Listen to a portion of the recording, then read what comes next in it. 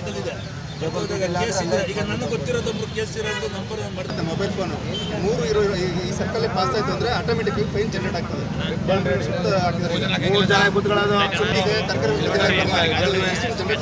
ಆಮೇಲೆ ಇನ್ನೊಂದು ವಿಷಯದು ನಮ್ಮದು ವಿಷಯ, ನಾನು ರೈತ, ನಾನು ಹಳ್ಳಿ ಏನೋ ನಂಬರ್ಗಳು ನೈಟ್ ಕೂಡ ಹೋದ್ರು ಕೂಡ ಗಾಡಿ ನಂಬರ್ ಪಡ್ತಲ್ಲಿ ಇಂಟ್ರೊಡ್ಯೂಸ್ ಆಗ್ತಿದೆ. ಇದೆಲ್ಲ ನಿಮ್ಮ ಜೀವ ರಕ್ಷಣೆಗೋಸ್ಕರ ಮಾಡಿರೋಂಥ ಸ್ಕೀಮ್ಗಳು. ಯಾಕಂದ್ರೆ ಪ್ರತಿ ವರ್ಷ ಯುದ್ಧದಲ್ಲಿ ಸಾಯೋದಕ್ಕಿಂತ ಅಪಘಾತದಲ್ಲಿ ಸಾಯೋರ ಸಂಖ್ಯೆ ಜಾಸ್ತಿ ಆಗಿದೆ.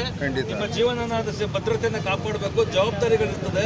ಮನೇಲಿ ನಿಮಗೋಸ್ಕರ ಕಾಯ್ತಾ ಇರುವಂಥ ಹೆಂಡತಿ ಮಕ್ಕಳಿರ್ತಾರೆ. ನಿಮ್ಮ ಪೂರೈಸೋಂಥ ಆಯ್ತಪ್ಪ, ಪ್ರಾಣ ಹೋದ್ರೆ ಒಂದು ಲೆಕ್ಕ, ಬೆನ್ನು ಮೂಳೆ ಮುರಿದು ಪರ್ಮನೆಂಟ್ ಆಗಿ ಬಿಟ್ಟರೆ ನಿಮಗೆ ಯಾರು ನಿತ್ಯ ಕರ್ಮಗಳಿಗೂ ಎತ್ಕೊಂಡು ಹೋಗ್ಬೇಕಲ್ಲ ನಿಮ್ಮನ್ನ 2 ಕೈಯಲ್ಲಿ. ಆ ಹಣೆ ಬರೋ ನಿಮ್ಮ ಮನೆಯವ್ರಿಗೆ ಯಾಕೆ? ಅದರ ಬದಲು ಒಂದು ಹೆಲ್ಮೆಟ್ಟು, ಒಂದು ಕೈ ತೋರಿಸಿ ತಿರುಗಂಥದ್ದು, ಒಂದು ಸಿಗ್ನಲ್ ತೋರಿಸಿ ನಾವು ಚಾಲನೆ ಮಾಡೋಂಥದ್ದು. ಆಮೇಲೆ ಮೊಬೈಲು, ನಾವು ಯಾರು ದೇಶದ್ದು ಭದ್ರತಾ ಪಾಲಿಸಿಲೇನು ಭಾಗವಹಿಸೋಂಥವ್ರಲ್ಲ. ಒಂದು ಸೈಡಿಗೆ ನಿಲ್ಲಿಸಿ ಮಾತಾಡೋಷ್ಟು ತಾಳ್ಮೆ ನಮಗೆ ಬೇಕು. ಯಾವಾಗಲೂ ನಾವು ಕಿವಿಯಲ್ಲೇ ಮೊಬೈಲ್ ನಮ್ಮ ಅವಿಭಾಜ್ಯ ಅಂಗ ಅನ್ನೋ ಥರ ಕಿವಿಲೇ ಇಟ್ಕೊಂಡು ಓಡಿಸೋದು. ನೋಡಲ್ಲ, ಗೊತ್ತಾಗಲ್ಲ, ಹಿಂದ್ಗಡೆ ಇರೋನಿಗೆ ಹಂಪ್ಸ್ ನೋಡ್ಕೊಳ್ಳಲ್ಲ. ಆರು ಬಿದ್ದೆ ಎಷ್ಟು ಜನ ಸಾಯ್ತಾರೆ, ಇಲ್ಲಿ 6 ಬಿದ್ದೆ ಸಾಯ್ತಾರೆ.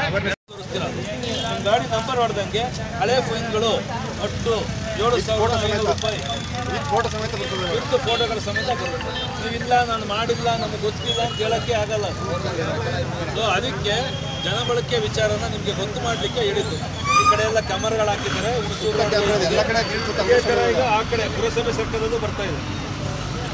ಮನೆಗೆ ಹೋಗ್ತಾ ಇದೆ, ಸರ್ಕಾರಿ ತರ ಹೋಗ್ತಾ ಇದೆ ಅಂತ ಹೇಳಕ್ ಬರಂಗಿಲ್ಲ. ಗಾಡಿಗಳ ಮೇಲೆ ಹೆಲ್ಮೆಟ್ ಹಾಕಬೇಕು. Offence without helmet, triple riding ಮತ್ತು ಯೂಸಿಂಗ್ ಮೊಬೈಲ್ ಫೋನ್.